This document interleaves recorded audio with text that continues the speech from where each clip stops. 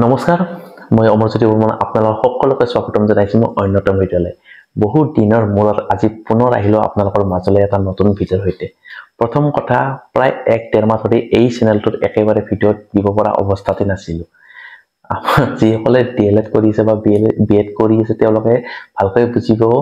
যে আমাৰ ইন্টাৰ্নশিপ চলি আছিল আৰু এই ইন্টাৰ্নশিপৰ সময়খিনি কিমান এটা হেক্টিক শিডিউল ৰাতিপুৱা শুই উঠাৰ পৰা ৰাতিলৈকে ব্যস্ততা হেফে নহয় পুৱাই উঠি আপুনি যাব লাগিব এছেম্বলিত তাৰ উপৰিও 5-6টাকে ক্লাছ কৰাব লাগিব তেওঁলোকক মানে ষ্টুডেন্টসকলক তাৰ উপৰিও এই যেবিলাক বাচ্চা আছে ক্লাছ 1 2 3 এই লোকৰ লগত ডিল কৰাটো একেবাৰে সহজ কথা নহয় তেওঁলোকক এক্টিভিটি কৰাব লাগিব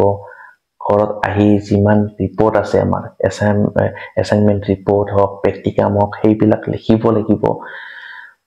বহুত বেছি ব্যস্ততা হৈ পৰিছিল প্ৰায় 1.5 মাহ ধৰি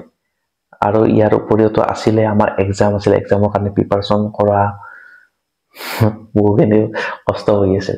আৰু আজি অকনমান ৰিলেক্স ফিল কৰিছো মানে আজি যেখিনি আমাৰ ইন্টাৰ্নশিপ ৰিপৰ্ট আছে কিবা আছে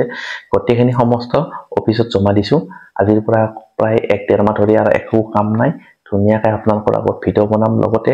মই কিছুমান কাম এই কেদিনত অকনমান হাতত লৈছো মানে কিছুমান কাম কৰিম বুলি মই ভাবি থৈছো সেইখিনি আপোনালোকক লাহে লাহে অৱগত কৰাম লগতে যেখিনি মোৰ নোটছ পাতি আছে সেইখিনি আপোনালোকে অতি সোনকালে আপোনালোকে পাই যাব চিন্তা কৰিব লগা একো নাই খুব বেছি 1-2 দিন মান সময় দিয়ক মোক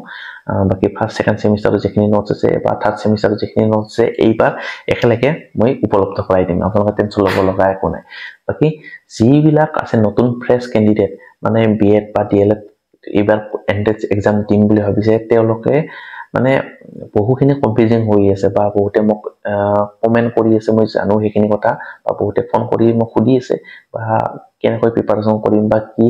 এক্সাম সেন্টাৰ মই সিলেক্ট কৰিম বা কেনেকৈ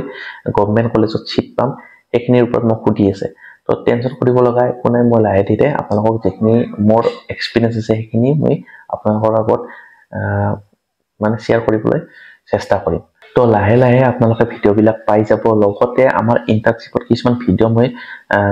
মানে ৰাখি থৈ দিছিলো সেইখিনি ইন্টাৰ্নশিপৰ ভিডিও বিলাকো মই আপলোড কৰি দিম মানে আমাৰ ফাইনাল টিচিংৰ ওপৰত কেইটামান ভিডিও আছে ফাইনাল টিচিং কেনেকৈ কৰিব লাগে আপোনালোকৰ মেন্টৰে যদি আপোনালোকক ফাইনাল টিচিংৰ কাৰণে চাই থাকে তেতিয়া হলে কেনেকৈ আপোনালোকে ক্লাছটো প্ৰেজেন্টেচন কৰিব লাগে টিএলএম খিনি কেনেকৈ ইউজ কৰিব লাগে সেইখিনিৰ ওপৰত মোৰ আছে ভিডিও কৰি থৈ দিয়া সেইখিনি মই আপোনালোকক দি দিম লগতে এক্টিভিটিৰ কিছুমান এক্টিভিটিৰ মোৰ ভিডিও কৰি থৈ দিয়া আছে বাৰু ফুটেজখিনি আছে সেইখিনি বাৰু মই দি দিম ইন্টাৰ্নশিপৰ কিবা কিবি আছে আৰু সেইখিনি আপোনালোকে পাই যাব টেনচন কৰিব লগা একো নাই আৰু নোটছ পাতি যিখিনি আছে সেইখিনি 1-2 দিনৰ ভিতৰত আপোনালোকে পাই যাব তো ভিডিও আহিছে লাহে ধীৰে আপোনালোকক লগ কৰি এতিয়াতো ফ্ৰী আছো লাহে ধীৰে আপোনালোকে লগ পাই থাকিব তো আজিলৈকে সামৰণি মাৰিছো এটা স্মল আপডেটৰ কাৰণে আপোনালোকক আগত এই ভিডিওটো প্ৰস্তুত কৰিলো